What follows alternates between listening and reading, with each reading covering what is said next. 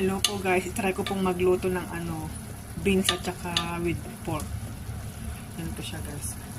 Ano pong tawag dito sa beans na ito? Diba beans ng bukol ti utong na kunada?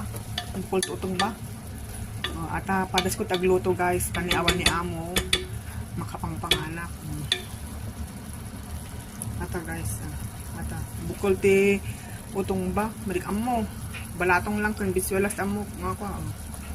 Sa ko'y kanto oyster sauce. Mga pas. So, ayan na po guys. Malapit na po siyang maluto. Nagugutom na po ako. Excited na po akong kumain. Kasi saka lang ako nakakapagluto naman ganito pag wala si kulasa. Ayan.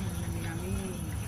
Diyan ko po siya guys ng wombok. Yung parang repolyo siya. Pero wombok ang tawag namin dito. Guys, kiwar-kiwar. Kiwar-kiwar.